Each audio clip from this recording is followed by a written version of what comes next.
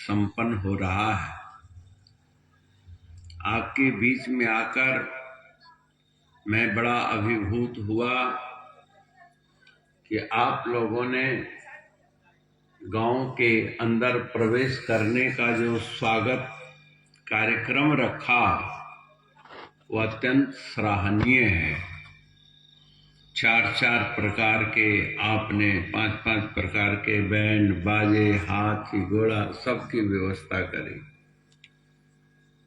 आपके जीवन में भी ऐसे ही मंगलमय कार्य होते रहें।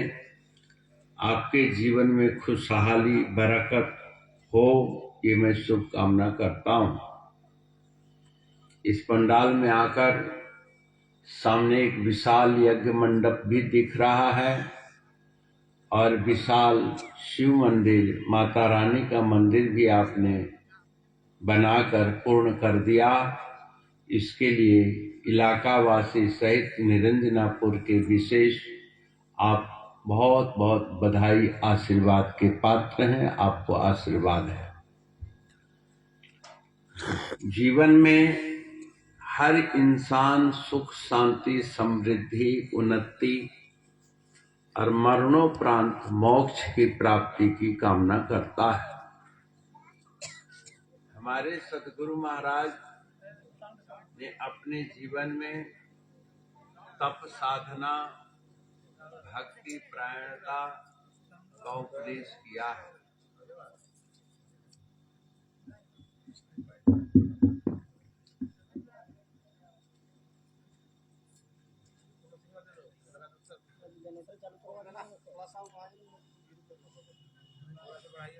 माइक तो ठीक है, तुम्हारे वहां से शुरू करने से क्या, जब आवाज ही नहीं खींच रही तो। बोल श्री गुरु महाराज की जय। प्रभु प्रेमियों, ऐसे ही मोबाइल बोलते बोलते बंद हो जाता है। ऐसे कहते बोलते बोलते कंठों बंद हो जाता है। तो कहते ना कि बुढ़ाओ जरा जोर से बोला, कैसे बोला जाए, मशीनें खराब हो जाता है।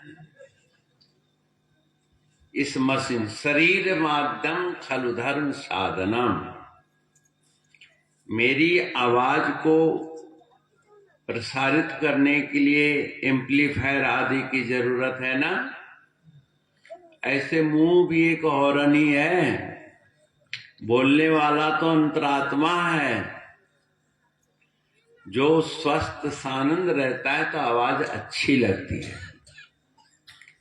तो खैर, आप लोगों ने अपने खून पसीने की गाढ़े कमाई से इतना विशाल शिव मंदिर की स्थापना करी, बहुत ही अच्छा लग रहा है। आपके बीच में मैं 2 दिन के लिए आया हूं। आज और कल आपके भौतिक जीवन के सुख प्राप्ति के लिए, आत्म शांति के लिए और मरणोपरांत आत्म कल्याण की बात आपके बीच में रखूंगा। सबसे पहले है भौतिक जीवन की उपलब्धि।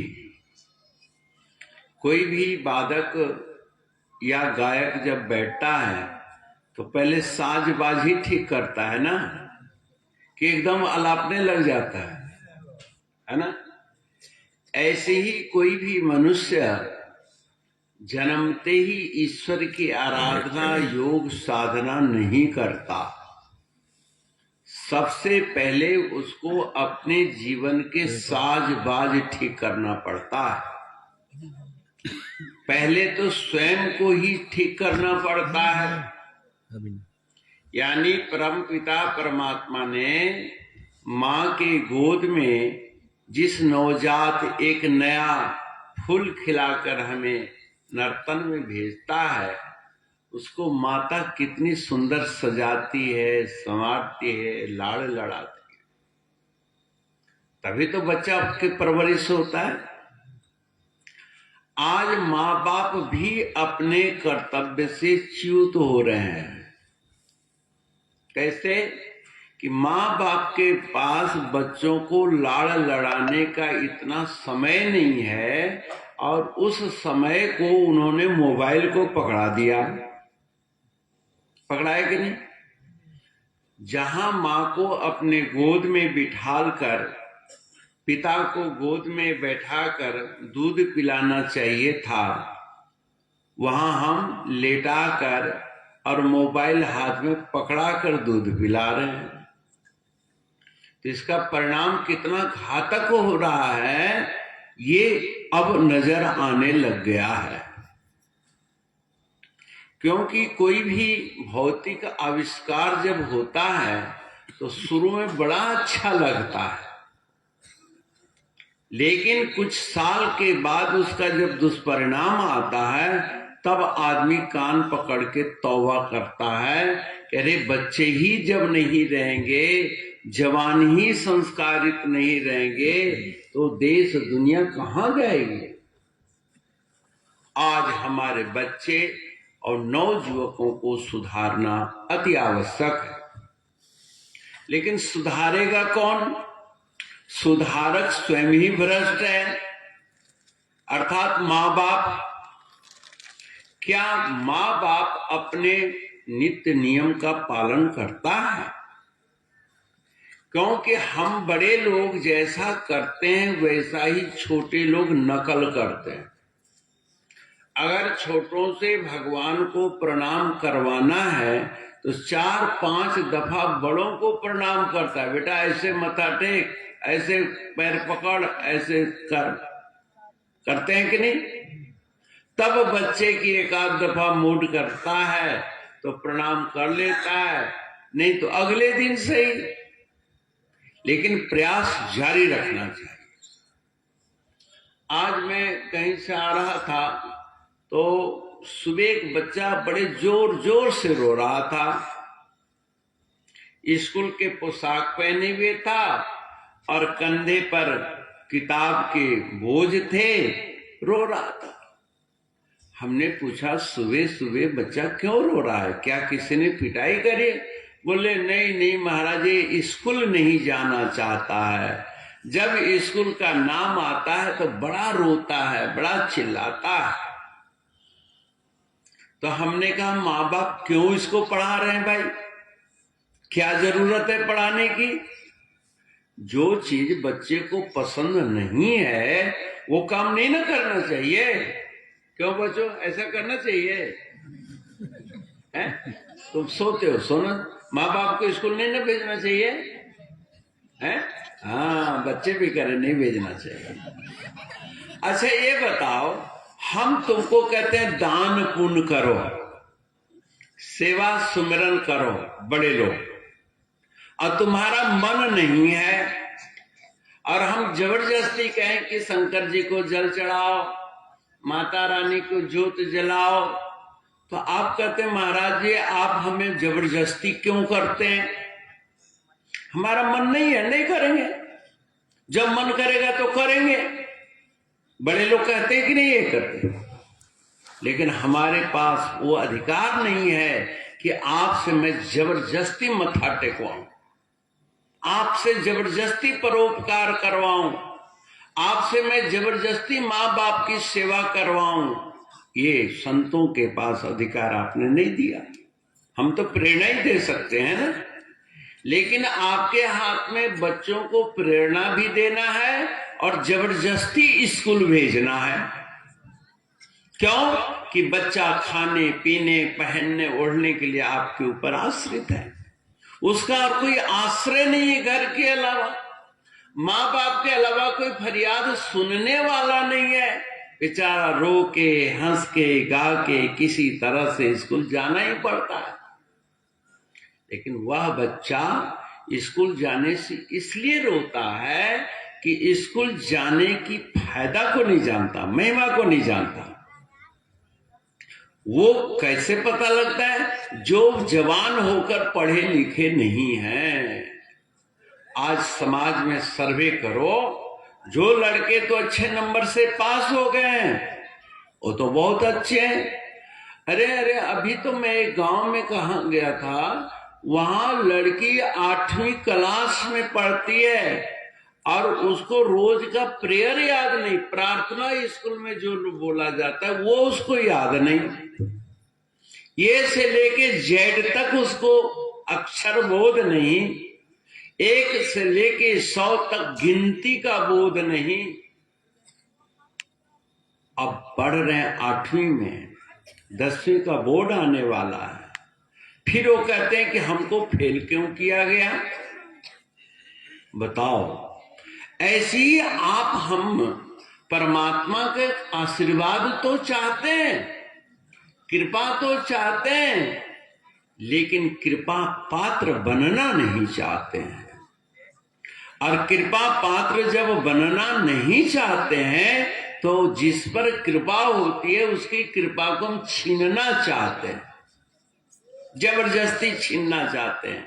लेकिन अफसोस यह है कि किसी की विद्या, किसी की भक्ति, किसी की प्रसन्नता को कोई छीन नहीं सकता।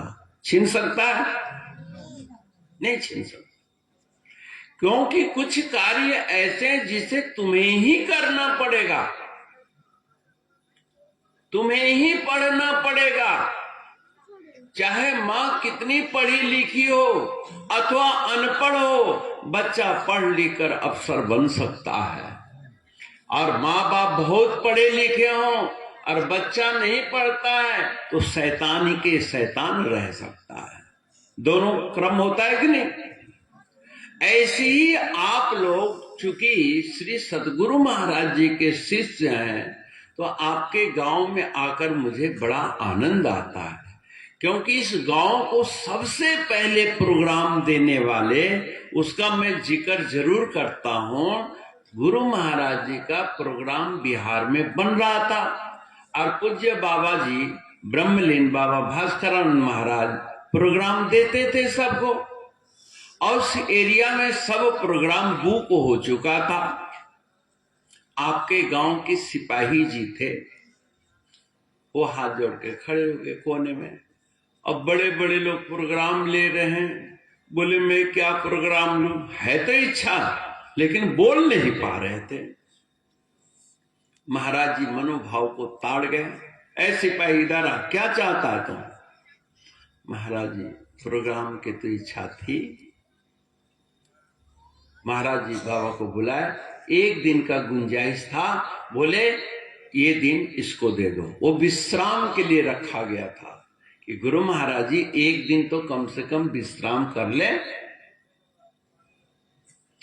उनका तो आंखें खिल गई, बड़ा खुश हुआ, मानो उनको हीरा मिल गया हो। ये सत्संग की कीमत आप नहीं जानते हैं, ये कीमत सुखदेव मुनि जानते थे, ये कीमत श्री सूत जी महाराज जानते थे। जब राजा परीक्षित को समीक ऋषि का श्राप मिल गया कि तुमको आज के 7वें दिन तक्षक सर्प डंक मार के खत्म कर देगा, बिल्कुल विह्वल हो गए। बड़े बड़े ऋषि मुनि आए और उनको निश्चय हुआ कि भागवत कथा सुनाई जाए। भागवत कथा अमृत रसा स्वाद कुशल सौनको ब्रवीता।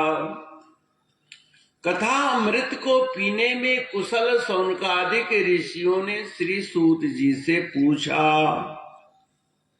कि महाराज यह लोके कलौ प्राय जीवश्चा सुरागता, इस घोर कलयुग में जीव या न मानव प्रजाति प्रायः असुर राक्षसी वृत्ति को हो गए, क्लेशाक्रांतस्य, और अपने अपने कर्म अपने अपने चिंतन से इतना दुखी हैं, अपने स्वभाव से इतना परेशान है कि जिसका कोई उपाय नहीं है। तस्य किम शोधनम, क्या उन दुखी प्राणियों का शोधन यानी दुख निवारण का कोई उपाय है? ऐसा सूत जी से सौनकादिक ऋषियों ने प्रश्न किया। महाराज हमें ऐसी कथा सुनाइए, भक्ति ज्ञान विरागाप्तो विवेको वर्धते महान। आपके इस पंडाल में है प्रभु इस 88,000 ऋषियों के बीच में आप ऐसी कथा सुनाइए जो ज्ञान, वैराग्य, भक्ति से युक्त विवेक की सिद्धि हो। विवेको वर्धते महान। ज्ञान होना अलग चीज है और विवेक होना अलग चीज है। ज्ञान तो आप पढ़ के हासिल कर सकते हैं, लेकिन बिनु सतसंग विवेक न होई, और राम कृपा बिन सुलभन सोई। बिना संतों की संगति के विवेक उत्पन्न नहीं होता। ज्ञान तो भौतिक स्कूल में हो जाएगा, लेकिन विवेक पैदा नहीं होता। इसलिए तो उदंड के उदंड है, इसलिए संसार में अराजकता है। शौनकादिक ऋषियों के आग्रह पर श्री सूत जी कथा अमृत पिलाने के लिए परीक्षित के लिए तैयार हुए, और राजा परीक्षित बड़े आदर पूर्वक अपने नीचे बैठ गया गंगा जी के किनारे।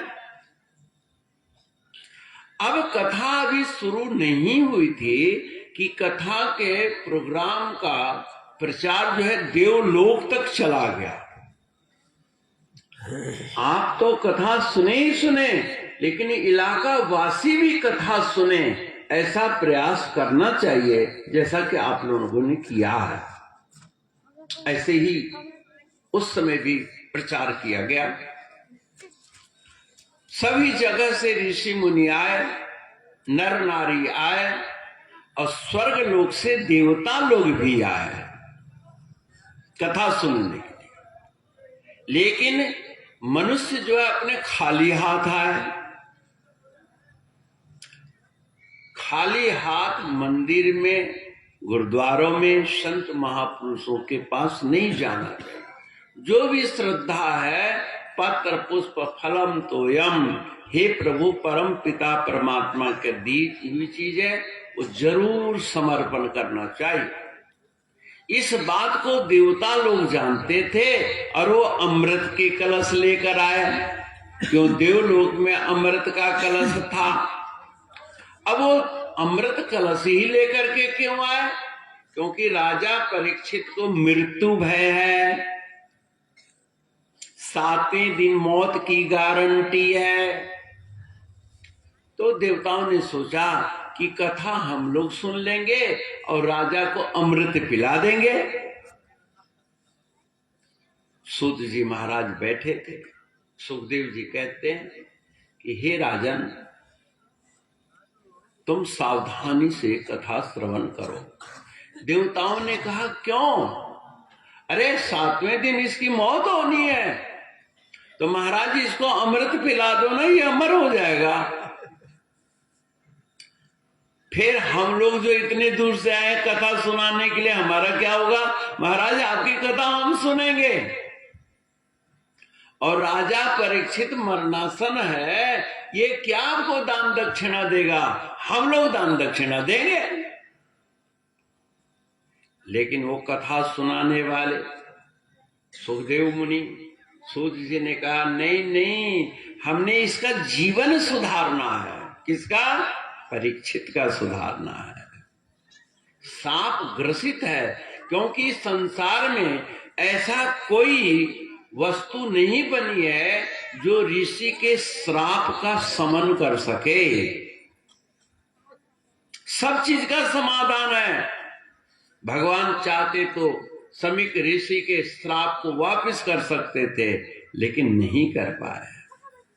क्या स्वयं श्री कृष्ण दुर्वासा ऋषि के श्राप को खत्म कर पाए? क्या?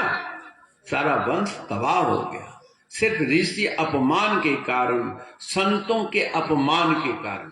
हुआ कि नहीं? इतिहास साक्षी है।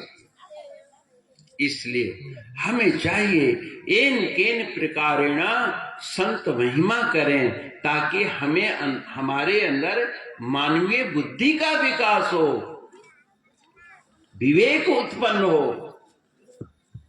देखो, विवेक, ज्ञान जब हजम होता है, भक्ति जब हजम होती है, वैराग्य जब हजम होता है तो जैसे दाल चावल साग सब्जी मेवा मिष्टान आपके पेट में हजम होकर के क्या लाभ करता है? ताकत, तंदुरुस्ती आती है कि नहीं? वही तंदुरुस्ती को कहते हैं विवेक। भक्ति हजम हो, ज्ञान भी हजम हो जाए और वैराग्य भी हजम हो जाए। खैर, सूत जी ने कहा, हे ऋषियों, आप अपना देवगणों, आप अमृत देकर मेरे शिष्य को ठगना चाहते हैं? कहां हीरा और कहां कांच? तुम हीरा लेना चाहते हो और चमकीला अंटा, क्या होता है, बंटा, एली, एली कहते हैं, क्या कहते हैं, गोली, बंटा, उसको लेना चाहते हैं। यानी देवता लोग हीरा लेना चाहते हैं और अपने पास से अमृत रूपी बंटा, अमृत को परीक्षित को देना चाहते हैं। आज क्या है संसार में, हम लोग रुपया तो चाहते हैं लेकिन धर्म नहीं चाहते हैं। हम लोग नौकरी तो चाहते हैं लेकिन आपसे प्रेम नहीं चाहते हैं। सुख कहां मिलेगा? क्यों कि धना धर्म तथा सुखम, धर्म कमाने तक वाह शिक्षा डिग्री की आवश्यकता है, पर पैसा कमा लेने के बाद सुख कौन देगा? महाराज पैसा कमा लेंगे तो सुख आप ही हो जाएगा। आप ही कैसे हो जाएगा भाई? अगर जैसे तुम्हारे खेत में गेहूं चावल जौ पैदा हो जाता है तो क्या मालपुआ चावल खिचड़ी अपने आप पक जाता है क्या? बोलो। अरे भाई, धान को लाते हो ना तो पहले कूटते हो, ओखल में, ढेंकी में या राइस मिल में, ताकि उसका छिलका उतरे। और छिलका उतरेगा तो उसका नाम क्या हो जाएगा? चावल। ऐसे ही हम धान रूपी धन तो कमा लेते हैं, लेकिन उसमें कुवृत्ति, कुसंस्कार, जो छिलका पड़ा हुआ है, आप डायरेक्ट धन को खाना चाहते हो। तो बताओ, छटनी के लिए ताकत नहीं, छटाई बड़ा महंगा हो गया है, तो क्या धान को ही खा लोगे क्या? धान को फुला के भी खा नहीं सकते, गले में अड़ जाएगा, आंत में कट जाएगा। कटेगा कि नहीं? आज सबके पास अशुद्ध धन है, छिलका समेत धन है, खा रहे हैं, तो बुद्धि भ्रष्ट हो रही है कि नहीं?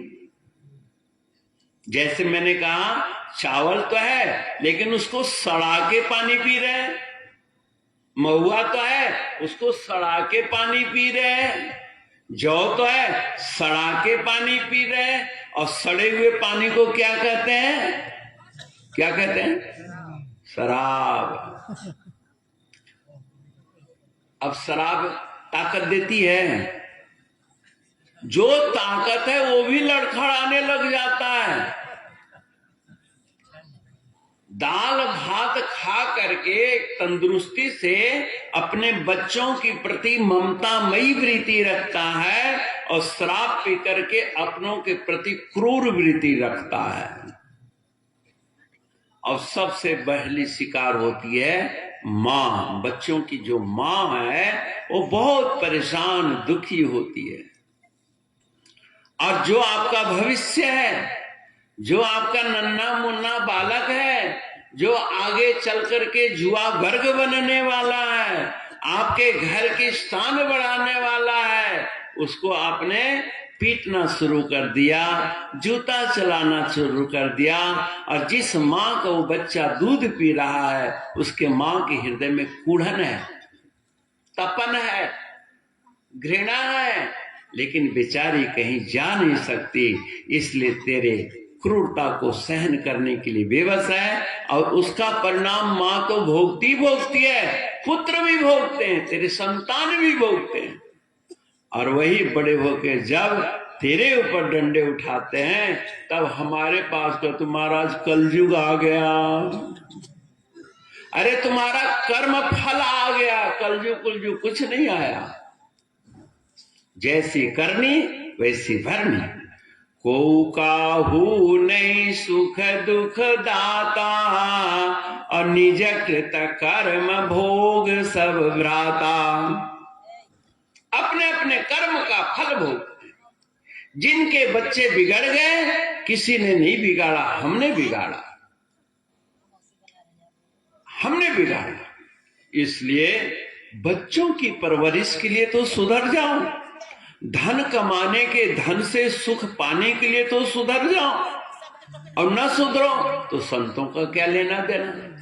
सूत जी महाराज और सुखदेव जी महाराज देवताओं के दिए हुए अमृत तक का त्याग कर दिया इस सत्संग के बदले। जो आपको 3-4 साल के बाद सत्संग मिल रहा है, बीच में आपने कर्म कांड किए, लेकिन अच्छे संत सदगुरु की संगति मिल जाए, सदगुरु महाराज जी का संदेश मिले, तो समझ जाओ कि तेरा जीवन उद्धार हो गया। बोल सदगुरु भगवान की। तुम्हारे जन्म जन्म के कुकर्म मिट जाएंगे और इन्हीं बच्चों से सुख मिलने लग जाएगा। इसी समाज में तुम्हें इज्जत मिलने लग जाएगी। समझ गया? तो सुखदेव जी ने कहा ज्ञान भक्ति ये बहुत बड़ी चीज है। भक्ति से कैसे ज्ञान होगा महाराज? होता है, करके देखो। वैराग्य से कैसे हजम होगा? करके देखो। वैराग्य का मतलब है ये संसार क्षणभंगुर है, क्षणभंगुर से भी सूक्ष्म है। भगवान शंकर कहते हैं कि उमा कहूं मैं अनुभव अपना, और सत हरि भजन जगत सब सपना। कहा है कि नहीं शंकर भगवान? शंकर भगवान कहते हैं कि ये मेरा अनुभव है, लेकिन आपका हमारा अनुभव खुल नहीं रहा है। क्यों नहीं खुल रहा है? कि हम अपने क्रियाकलापों को चिंतन नहीं करते। बताओ, कोई भी संसार का रिश्तेदार स्वप्न तक साथ जाता है? स्वप्न में आप अपना कंबल रजाई लेके जाते हो कि स्वप्न में ठंडा लगेगा तो क्या ओढ़ेंगे? हैं? कोई नहीं देगा। स्वप्न में अकेले जाना पड़ता है। अच्छा, तुम जब जाग जाते हो तो स्वप्न वाले परिवार तो रो रहे होंगे, हैं? जब हम जिंदे सो जाते हैं, मर जाते हैं जिसको कहते हैं, तो यहां के लोग रोते हैं ना। इसलिए रोते हैं कि हम उनके उपयोगी थे, अब नहीं रहे। तो स्वप्न वाला परिवार रोता होगा कि नहीं रोता होगा? रोना तो चाहिए उनको भी। लेकिन स्वप्न वाले रोते हमको पता लगता है क्या? नहीं लगता है। तो मरने के बाद वालों को कैसे पता लगता होगा? उनको भी नहीं पता लगता होगा। लेकिन जब हम सोए हुए व्यक्ति के पास आवाज देते हैं तो स्वप्न के जिस किसी भी लोक में वो जाग जाता है कि नहीं? बोलो, जाग जाता है। 10 आदमी सो रहे हो और 10 अलग अलग स्वप्न देख रहे हो, और उसको एक आदमी रामू, तो रामू उठ जाएगा, आवाज सबके कानों में जाएगी, लेकिन स्वप्न में भी अपने नाम को पहचान कर लेता है। कहता है कि नहीं? तभी ना जागता है। ये प्रत्यक्ष है। ऐसी संसार से, इस जीवन से मनुष्य क्या लेकर के जाता है? यह लेकर जाता है, वो खुद को ले जाता है, शरीर को नहीं ले जाता है। आजकल आपके यहां बड़ा ब्रह्म ज्ञान हो गया है। इस समाज वालों को बड़ा ब्रह्म ज्ञान हो गया। लोग कहते हैं परमात्मा निर्गुण है। ये शंकर जी कोई साकार थोड़े ना हमको कुछ रोटी देते हैं, तो निर्गुण देते हैं। बोलो, तुम सगुण हो और निर्गुण की उपासना कैसे कर सकते हो? बताओ। कैंची से तुम हवा काट सकते हो? कैंची से तुम रोशनी को काट सकते हो? कैंची से अपने बुराइयों को काट सकते हो? है तो बुराई निर्गुण, है बुराई निर्गुण। तुम्हारे सद्गुण भी निर्गुण है, दुख भी निर्गुण है, लेकिन निर्गुण दुख को काटने के लिए निर्गुण कैंची चाहिए। भगवान श्री कृष्ण कहते हैं गीता में, न रूपमस्य ततोपलभ्यते नान्तो न चादिर्न च संप्रतिष्ठा। न रूपमस्य ततोपलभ्यते मतलब क्या हुआ? उस संकट का, संसार का, वैराग्य का, अज्ञान का रूप नहीं है। ततोपलभ्यते फिर भी वो है। उपलब्ध मने है, यद्यपि दिखाई नहीं दे रहा है फिर भी है। तो असंग शस्त्रेण दृढ़ेन छित्त्वा, असंग कहते हैं वैराग्य रूपी कैंची से उस अज्ञान के मूल जड़ को काटना है।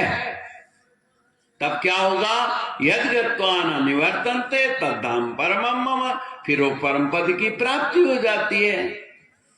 असंग संग शस्त्रेण, महाराज जी इसको सुनाते थे कि एक दफा व्यापारी लोग ऊंट लेकर के जा रहे थे। ऊंट पर पहले सौदा करते थे, जा रहे थे। 50 को ऊंट था और एक बहुत बड़े मैदान में रात्रि में पड़ाव डाल दिए।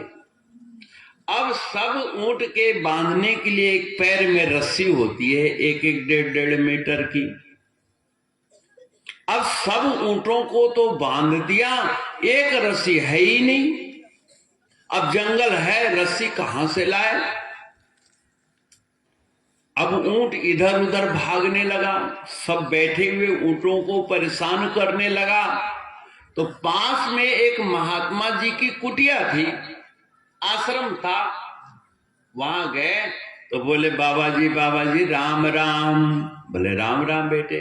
महाराज कोई गैंती है, कोई रस्सी है? बोले नहीं बेटा, रस्सी तो नहीं है। बोले उपाय क्या बात है, परेशान नजर आ। महाराज मेरे सारे ऊंट तो बैठ गए, एक ऊंट को बांधने के लिए मेरे पास रस्सी नहीं है, अब कैसे बांधे जाए? बोले बांधो, बिना रस्सी के बांधो। यद्यपि मिसा छूटत कठिनई, यद्यपि बंदे कीर मरकट की नाई। महात्मा जी ने कहा ऊंट को एक जगह खड़ा कर और उसके पैर में उंगली ऐसे ऐसे घुमा दो, समझ गए? ऐसे ऐसे घुमा दो ताकि उसको पता लग जाए कि तुमने उसके पैर में कुछ बांध दिया है। और वहां ऐसे खींच के और एक जगह खूंटा गाड़ दो और उसमें ऐसे ऐसे लपेट दो। बोले मां ये तो झूठ मूठ का है। अरे करके तो देख, तर्क मत कर। बाबा जी के कहने से उसने पैर को ऐसे ऐसे किया, ऊंट को लगा कि मेरे को कुछ से बांधा जा रहा है, और बांध के वहां कीला ठोक दिया। ऊंट चुप करके बैठ गया, कहीं इधर उधर नहीं गया, रात भर बैठा रहा जैसे सब ऊंट बैठे थे। अब सवेरे हुआ, 49 ऊंटों के पैर की रस्सी खोली और हाका और चल पड़े। और दूसरा आदमी जो बांधा नहीं था वो उसको डंडा मारे, वो तो बैठा ये ऊंट। बोले महाराज ऊंट को तो किसी भूत कर लग गया, ये तो जा ही नहीं रहा। इस इलाके में बड़े तांत्रिक हुए, छू मंत्र कर दिया। वो चिल्लाया, ऊंट को कुछ हो गया, उठता ही नहीं, उठता ही नहीं। सब लोगों ने कहा बाबा जी हैं, मंत्र जानते, इन्हीं से पूछो। गए बाबा जी के पास, महाराज हमारा ऊंट जो है उठ ही नहीं रहा है। बोले यार रात में तो कोई और आदमी आया था, तू कौन आ गया? बोले मैं उसका साथी हूं, बाकी ऊंटों को लेकर उस घर चला गया। बोले उसी को बुलाओ। फिर उसको बुलाया। बोले बेटा तूने रस्सी बांधी थी ना? बोले हम तो रस्सी नहीं बांधे।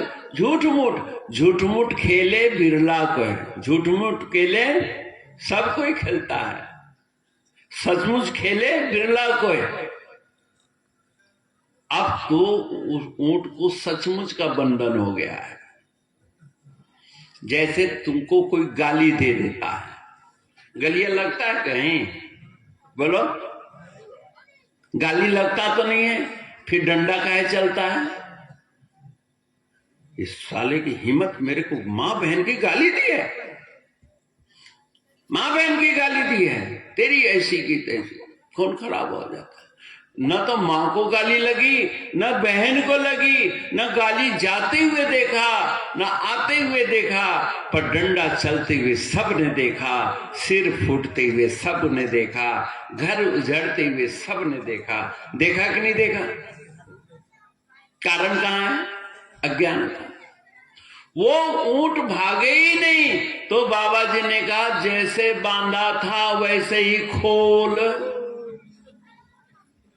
अब वो जो किला को ऐसे ऐसे झूठ मूठ के हिलाया, खींचा, फिर पैर में ऐसे ऐसे उल्टी चक्की चलाई, और उसने कहा चल बेटा, शाबाश शाबाश, ऊंट चल पड़ा। बोलो सच्चे दरबार की। ऐसे ही संसार का बंधन है, मान लिया तो अपना और नहीं तो बगाना। शंकर भगवान कहते हैं ये संसार का बंधन ऐसे ही है बेटा, बांध लेता है, और ये संग दोष है, संग दोष। इसलिए संग दोष से बचने के लिए एकमात्र उपाय अगर कोई है तो है सत्संग। बिनु सत्संग विवेकन होई। संतों की संग, संत बनना इतना कठिन है कि मत पूछो। घर छोड़ो, द्वार छोड़ो। बोले नहीं महाराज, संत तो घर में भी रहकर हो सकते हैं, घर में रह के तुम साधु बन सकते हो, समझे? घर में रहकर तुम साधु बन सकते हो, सन्यासी संत नहीं बन सकते। सन्यासी संत बड़ा कठिन है, और कितना कठिन है विश्वनाथ जानते थे, जानते थे कि नहीं? मैं आप लोगों को कह रहा था कि आपके गांव में मेरा भी एक आकर्षण है। वो आकर्षण है श्री गुरु महाराज जी का दिया हुआ। आपके गांव के एक सिपाही को दिया कि हम तेरे घर आएंगे, और महाराज जी आए, और सबसे कह दिया कि भाई हमारे महाराज जी आ रहे हैं, पंजाबी बाबा आ रहे हैं, पंजाबी बाबा आ रहे हैं। अब गांव में हड़कंप मच गई। एक बाबू साहब थे, राकेश के या किसी के थे पूर्व बुजुर्ग, तो वो सुने कि भाई पंजाबी बाबा आ रहे हैं। अरे सिपाही, तूने महाराज जी को बुला लिया, तेरे पास उनको बैठाने के लिए चारपाई, पलंग, कोई मकान, लैट्रिन, बाथरूम है? बोले सो तो नहीं है। फिर ये तो हमारी गांव की नाक कट जाएगी। तो बोले कि फिर अब हमने तो ले लिया, अब नाक बचाना तुम बड़ों का काम है। धार्मिक आयोजन की इच्छा गरीबों की होनी चाहिए, उसकी पूर्ति धनवान लोग करेंगे, करना चाहिए, नहीं तो बड़ों की नाक कटेगी, गरीबों की नाक नहीं कटती है। इन बच्चे, छोटे छोटे बच्चे गंदा कपड़ा पहनकर, फटा कपड़ा पहन के तुम्हारे रिश्तेदारों के यहां जाए कि इनकी बेइज्जती होगी, बड़े माँ बाप की होगी। कैसे दरिद्र हैं आप, तो 5,000 के सूट बूट पहन के आए हैं, और बच्चों को जो है फटा हुआ कपड़ा पहना के आ गए। नहीं, ऐसे ही वृद्ध माँ बाप की अपनी कोई इज्जत नहीं होती है। अगर बूढ़े बाप के कमरा गंदा है, झाड़ू नहीं लगा है, तो बूढ़े की बदनामी होगी, उस घर की पुतोह की बदनामी होगी, उसके बेटे की बदनामी होगी, उसके नाती पोतों की बदनामी होगी। इसलिए उनके बुजुर्गों की सेवा होनी चाहिए। इस मंदिर में चारों तरफ झोल लटका हो, गंदा पड़ा हो, मंदिर भगवान की बदनामी होगी, मंदिर बनाने वालों की बदनामी होगी कि नहीं होगी? इसलिए इस सत्संग के माध्यम से सबसे पहले आपको इस संसार में रहना कैसे है इसकी शिक्षा मंदिर देता है। और इस मंदिर में तुम सोचो कि पत्थर के भगवान है, यह अंधविश्वास है। नहीं, मार्कंडेय ऋषि ने इसी पिंडी की पूजा करके यमराज को मरवा दिया था। मरवाया कि नहीं? ये अंधविश्वास है। बुजुर्गों को मानना क्या अंधविश्वास है? अंधविश्वास नहीं, ये हकीकत है बेटा। अपने ग्रंथों पर विश्वास करो और जहां कुरीतियां हैं उसका सुधार करो, लेकिन जड़मूल से आप कहते सब ढोंग और पाखंड है, वो कहने वाला ढोंगी और पाखंडी है। भगवान शंकर की कृपा से रावण को सोने की लंका मिली, आपको क्यों नहीं लंका मिलेगी? वो श्रद्धा तो लाओ। राम जी को ओम नमः शिवाय के जप करने से रावण जैसे त्रिलोक विजेता शत्रु पर जीत हासिल हुई, तुम्हें क्यों नहीं जीत हासिल होगी? श्री कृष्ण भगवान को ओम नमः शिवाय के जप करने से वंश का सुख मिला, तुम्हें क्यों नहीं मिलेगा? जरूर मिलेगा, लेकिन निष्ठा तो रख, विश्वास तो कर। ये अंधविश्वास नहीं है। आपके घरों में कुल देवता होते हैं, कुल देवी होते हैं ना हर घर में। क्या वो ढोंग है? क्या वो अंधविश्वास है? क्या आपके पूर्वज नहीं थे क्या? क्या आपके परदादा के परदादा नहीं होंगे क्या? 1000 साल पहले हमारे पूर्वज होंगे कि नहीं होंगे? बेशक हमने नहीं देखा, उनकी प्रमाणिकता हम लोग हैं, हम वर्तमान। अगर हम हैं तो हमारे पुरखे भी थे, हमारे पूर्वज भी थे। ये भावना रखनी चाहिए और उस भावना का उजागर आपका पुराण करता है। पुराण का मतलब है इतिहास, हमारे बुजुर्गों की कथा। अब कथा कहते कहते इतना लोग बढ़ा चढ़ा देते हैं कि 1 हाथ की ककड़ी और 9 हाथ का बिया कहते हैं ना। लोग कहने अरे ककड़िया 1 हाथ के रह गए, बीवा कैसे बढ़ गया? अरे महाराज कहते कहते बीवा बढ़ गया, ककड़िया उतने रह गया। तो कैसे रह गया भाई? बोले ककड़िया के बीज जो है टेढ़ा मेढ़ा हो गए, 9 हाथ का बन गया। ककड़िए के अंदर ना, बाहर नहीं गया। दतवा नहीं टेढ़ा हो जाता है कई दफा, ऐसे वो बीज जो है रिंग में रूप हो गया और सीधा किया तो 9 हाथ, 1 हाथ की ककड़ी और 9 हाथ का बिया, कहावत बन गई।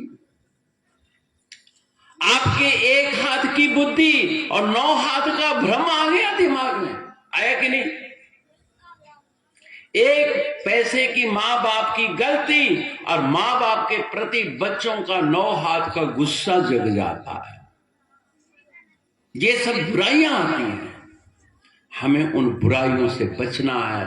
अगर आप अपना मानव जीवन सफल करना चाहते हैं तो आपको सबसे पहले वर्तमान को से ठीक करना है। बच्चा है तो बचपना को कैसे सुधारा जाए, शिशु अवस्था है तो उसको सुधारा जाए, जवान है तो जवानों को कैसे सुधारा जाए। जवानों को सुधारने के लिए आपने बहुत अच्छा प्रोग्राम किया शोभा यात्रा के माध्यम से। शोभा यात्रा में प्रौढ़ अवस्था और युवा अवस्था की संख्या हमने अधिक देखी, बच्चों की संख्या अधिक देखी। मुझे बहुत आनंद आया कि कम से कम इन बच्चों को संत की अगवानी का कुछ तो प्रेरणा मिलेगी। कल को ये पैसे कमाएंगे, धन कमाएंगे तो क्या कहेंगे? समूह बना करके इतना धन इकट्ठा करेंगे कि हम किसी सदगुरु को बुलाएंगे, संत को आने के लिए तामझाम की जरूरत नहीं है। लेकिन जब हमारे भगत संपन्न हैं तो क्यों न तामझाम के साथ आया जाए। एक दफा श्री परमपुरी महाराज गोंडा में गए, वहां एक नवाबगंज है अयोध्या जी से थोड़ा आगे, तो वहां एक शुगर मिल के मैनेजर साहब थे। तो मैनेजर साहब ने महाराज जी को कहा कि आप मेरे घर आइए, और वो चले गए दफ्तर और अपने मेम साहब से कह गए कि महाराज जी आने वाले हैं फान लाने गाड़ी से, तुम महाराज जी को रिसीव कर लेना। महाराज जी वहां उतरे तो एक नौकर आया हुआ था, चपरासी आया, महाराज जी को प्रणाम किया, बोले कि महाराज जी आपको साहब घर में बुलवाए हैं, मैं लेने के लिए आया हूं। बोले काहे से ले चलोगे? बोले रिक्शा है महाराज जी, रिक्शा से ले चलेंगे।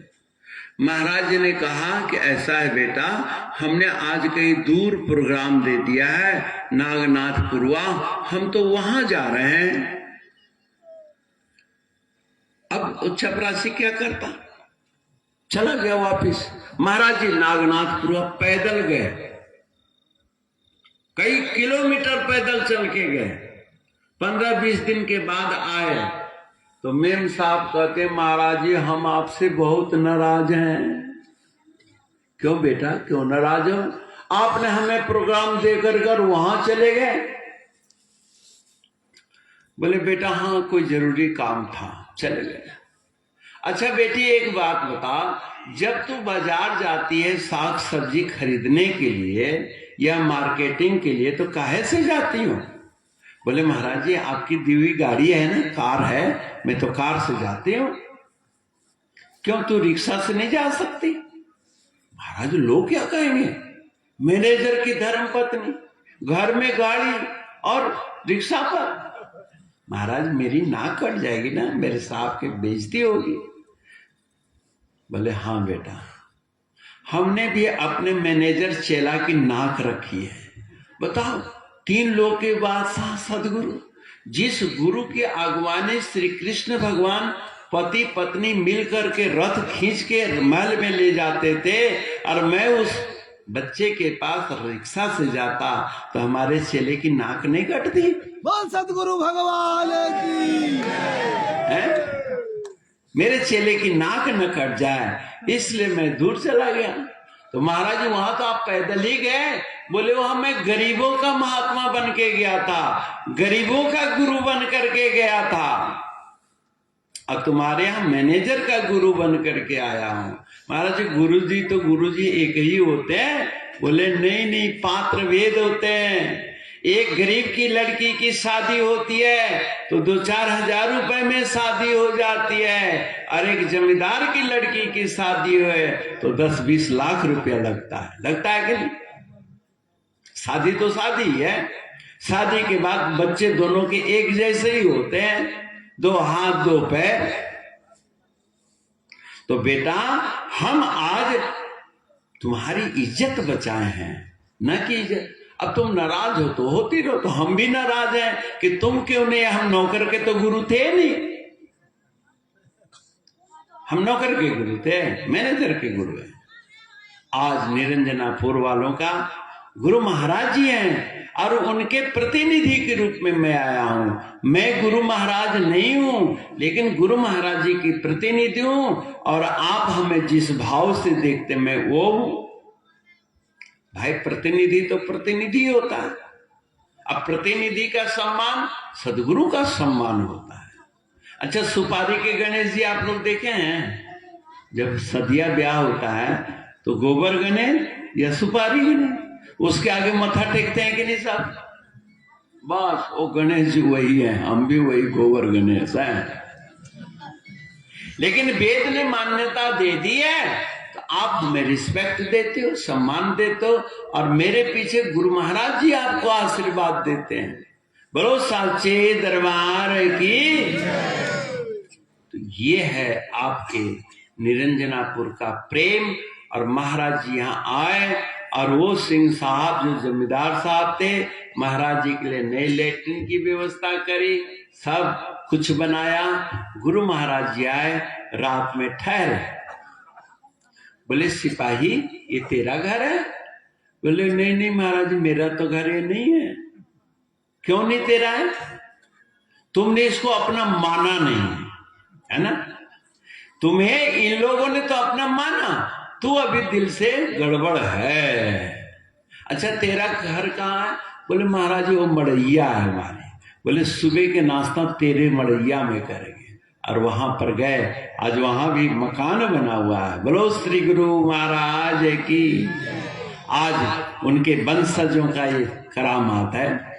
दारा वगैरह या हमारा पंकज फोन करते रहता है, विश्वनाथ के बच्चे फोन करते हैं। करना चाहिए, संपर्क इसी से बढ़ता है।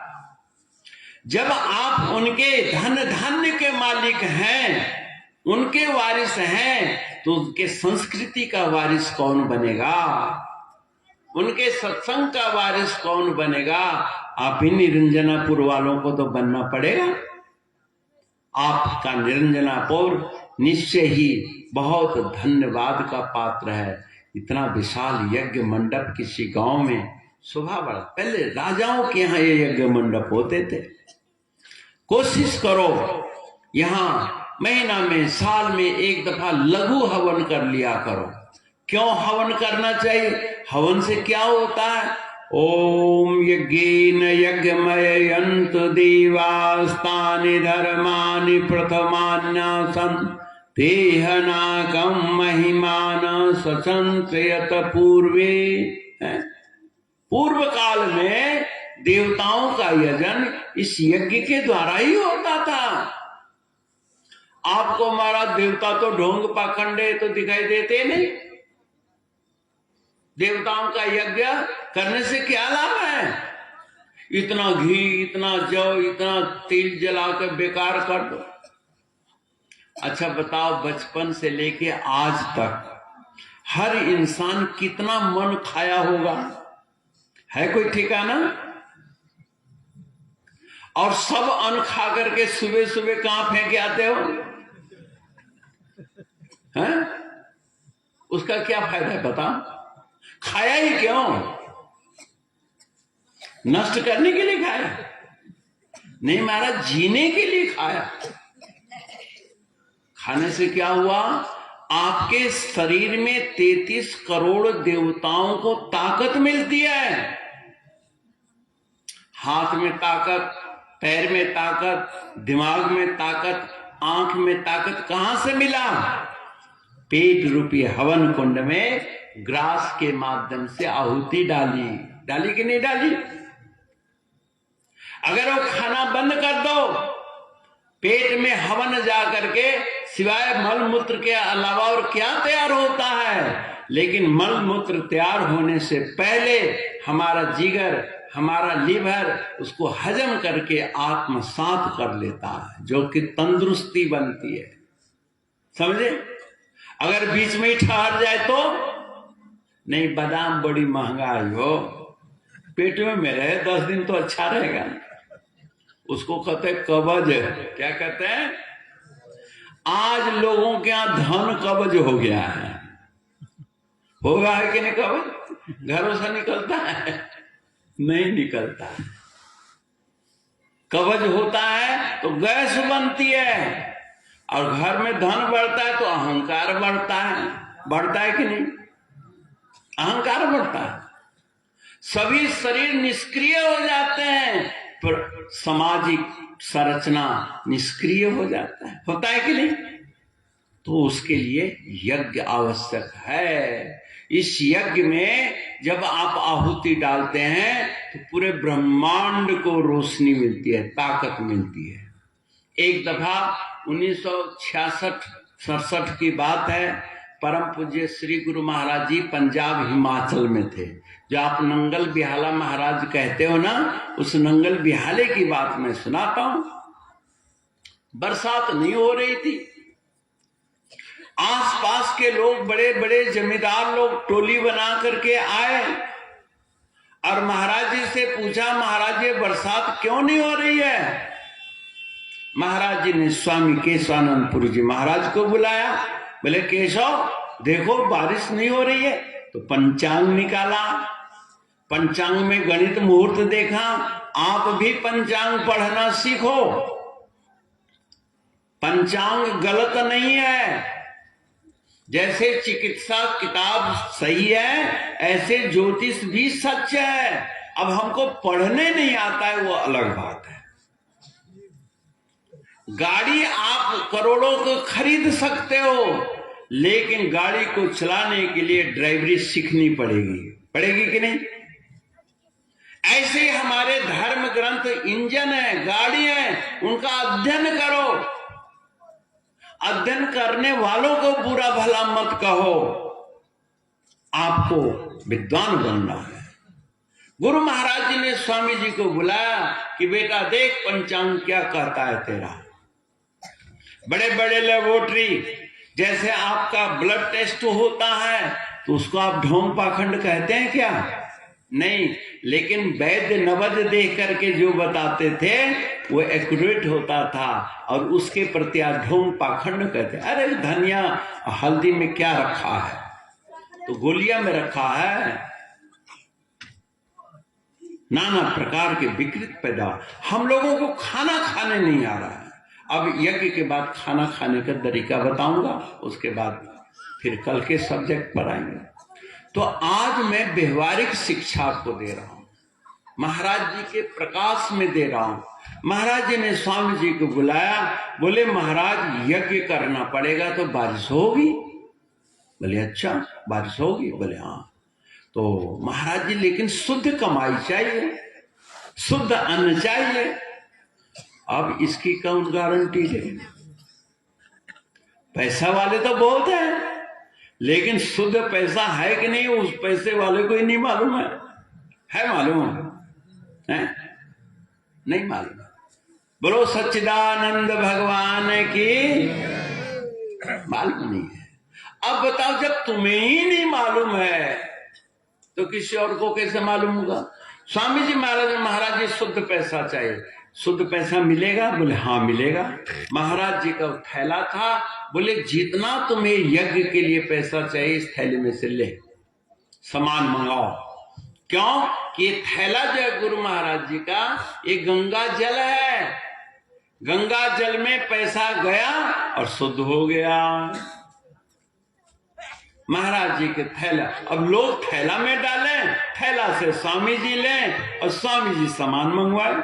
बहुत बड़ा यज्ञ हुआ।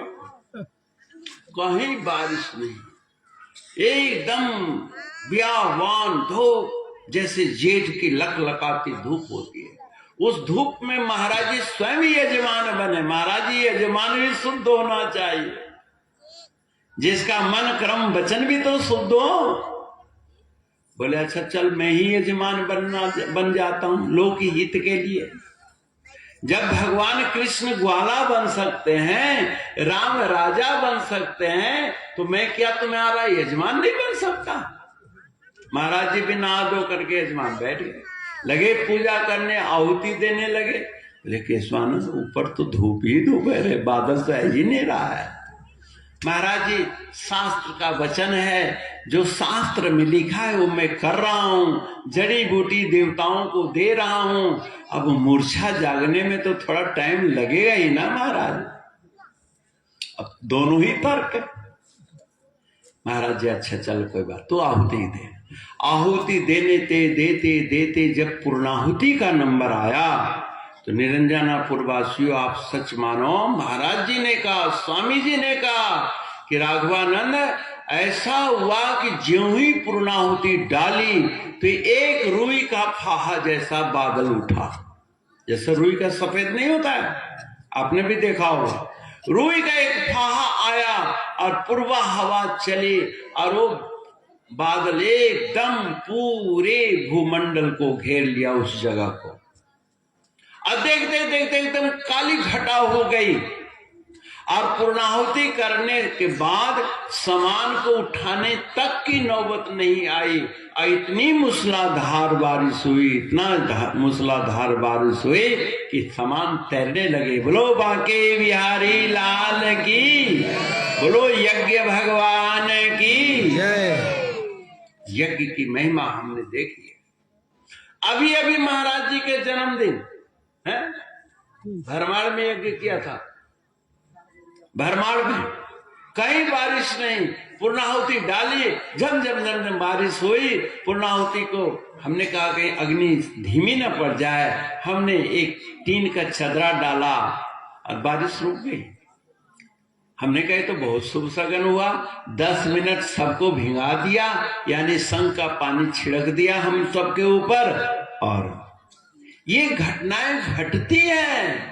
ये ढोंग और पाखंड कहने वाले ही ढोंगी है, समझिए। माता पिता की सेवा कहीं ढोंग है?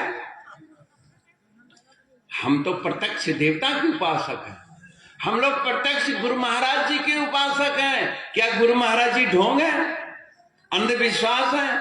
आपके पुरखों ने देखा, हमने देखा, उनके साथ हम रहे। हमारे देखो, विश्वास और अंधविश्वास में क्या अंतर होता है, समझिए। अंधविश्वास किसे कहते हैं और विश्वास किसे कहते हैं?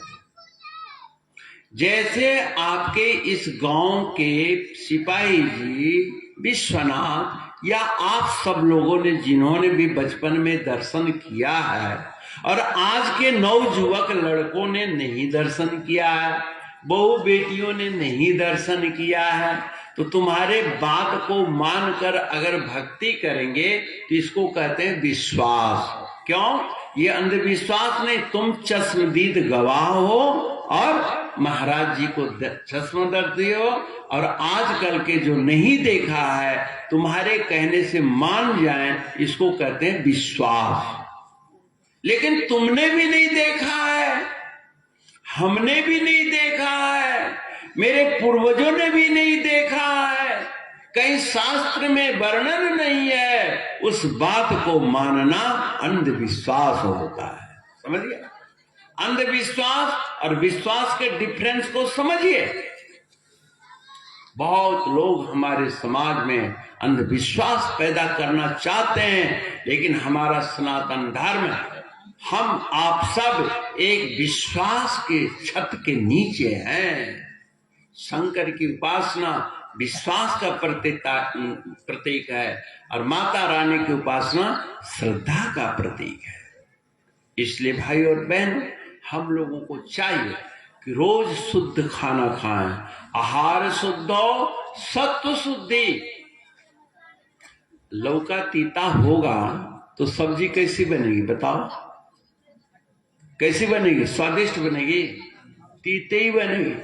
चाहे उसको क्या कहते हैं, उसको बारीक बारीक बेसनों भीम करके बचको तीता होगा कि नहीं? रैतो तीता होगा, सब्जियों तीता होगा, उसका कोफ्ता भी तीता होगा, जो बनाओ सो तीता होगा। जब हमारे बच्चों के संस्कार ही तीतापन हो जाएगा तो अफसर भी बन जाएंगे तब भी तीता होंगे, ये नेता बन जाएंगे तब भी तीता होंगे, माँ बाप बन जाएंगे तब भी तीता ही होंगे, तीता ही ना होंगे। कि इनको मीठा बनाना हमारा हक है।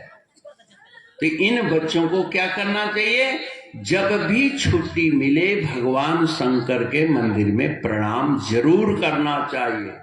रोज शाम को सामूहिक आरती किया करो, 5 ही मिनट के लिए आरती करो, ज्यादा मत करो, पर करो जरूर, वरना इस मंदिर का जो लाभ मिलना चाहिए नहीं मिलेगा। हॉस्पिटल खोल देने से क्या होगा? उसके डॉक्टर आप हैं। आप जो बड़े बुजुर्ग हैं उनको चाहिए कि आधा किलो इलायची दाना लो जरूर। इलायची दाना का जमाना गया। एक पैकेट आप टॉफी ले आओ, देखो बच्चों की भीड़ लगती है कि नहीं। बच्चों को अगर संजोग हुए तो तुम्हें कितना लाभ मिलेगा। एक बात मैं कह करके वाणी को विराम दूंगा। क्या?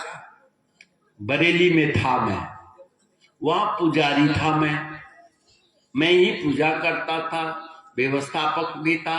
अरे जैसे अगले पंक्ति में छोटे छोटे बच्चे बैठे हैं ना, ऐसे मेरे पास बूढ़े तो आते नहीं थे, क्योंकि वो बीड़ी पीते थे, कुछ और भी पीते थे। मेरे सामने में आने में उनको शर्म आती थी, लेकिन बच्चे तो निश्चल थे, छल कपट रहित थे, वो आते थे मेरे पास। मैं उनको रोज मुरही के प्रसाद देता था, एक एक मुट्ठी, और इक्का दुक्का 2 आए, 4 आए, 5 आए, ऐसे 1 घंटा में बच्चे 30-40 बच्चे आते थे गली से। मैंने कहा, एक दिन महाराज जी ने प्रेरणा दी कि राघवानंद तुम सब बच्चों को प्रसाद देते हो, लेकिन इनसे नाम जप तो नहीं करवाते हो। जैसे स्कूल में लोग आजकल खूब खाना खिला रहे हैं, दूध पिला रहे हैं, लेकिन पढ़ा नहीं रहे। 8वीं तक ABCD याद नहीं हो रहा है, और रोज स्कूल जाते हैं, रोज मंदिर जाते हैं। शंकर जी कौन है पता ही नहीं है। बताओ, लोगों ने क्या कहा, ये शिव जी हैं, ये शंकर जी कुछ नहीं, शिव जी बड़े हैं। वाह रे वाह। मैंने पिताजी ठीक नहीं है, पापा खराब है? मम्मी बुरी है, बिना मतलब माता जी खराब है। अरे माता कोई मम्मी, मम्मी कोई माता, आज के शब्दों में कहते हैं। शिव और शंकर में क्या अंतर है? सत्यम शिवम, क्या है? सत्यम शिवम सुंदरम।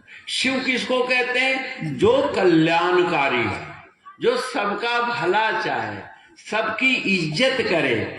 जैसे कश्यप ऋषि जल दे रहे हैं, एक हाथ में मछली आ गई तो मछली मर न जाए, उसको कमंडलों में रख लिया, कमंडल बड़ा हो गया, घड़ा में रखा, घड़ा से रखा, नाद में रखा, और बढ़ते बढ़ते अंत में समुद्र में छोड़ना पड़ा। और आज के शिव चर्चा करने वाले के अंजलि में मछली आ जाए तो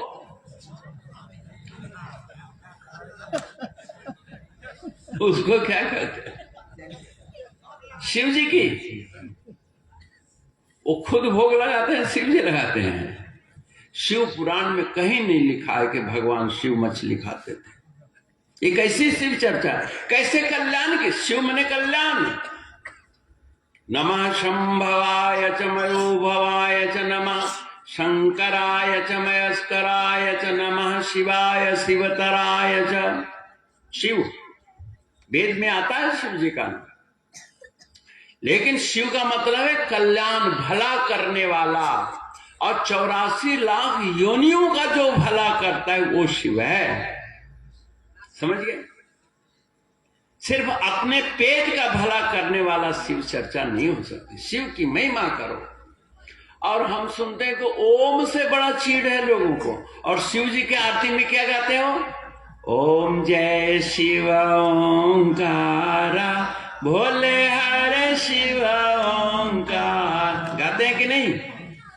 ओम की आरती करते हो, ओम नमः शिवाय बोलते हैं।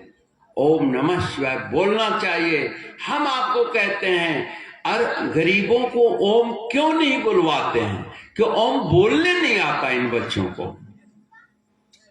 तो ओम बोलने नहीं आता, इसलिए उसको नकारो मत, उसको सिखाओ, और सिखाने वाले सीखें। मैं आपको सिखाता हूं, ऐसे बैठो। ओम कैसे उच्चारण किया जाए? जो बुद्धिमान हो गए तो सीख लोगे। समझ गए ना? पहले आ बोलो,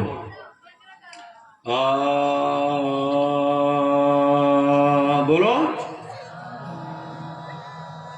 रोना मत आ करके ना, ये रोने वाला आ नहीं करना है।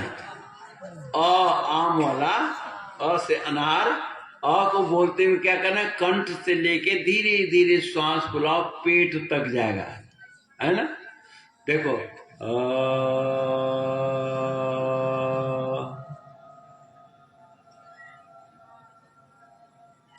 ये हार्ट, किडनी में वाइब्रेशन होती है कि नहीं? ऊ बोलो, ऊ, आंख बंद करके ऊ। ये तलवा के मध्य में जाता है ना। चिंता फिकर करके कहां सिर भारी होता है? ये भारी होता है। कभी भारी हुआ है किसी का?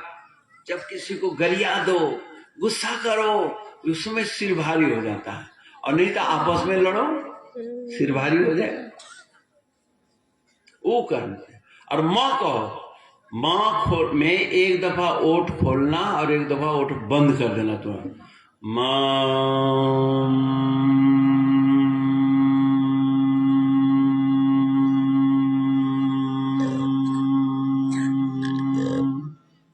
ये देखो, यहां कनपट्टी जबड़ा में इसका वाइब्रेशन जाती है। जैसे मोबाइल में हर एक प्लग का अलग अलग असर होता है कि नहीं, कौन प्रोफाइल खुल जाए कुछ पता लगता है, ऐसे ही तुम्हारे दिमाग में धर्म कर्म ज्ञान विज्ञान सुख शांति के जो प्लग हैं वो ऑफ हो रखे हैं। उनको एक्टिव करने के लिए अक्षरों का उच्चारण जरूरी है। अब अंग बोला, अंग, अंग में सिर्फ कंठ बंद हो जाएगा, अंगूर है ना,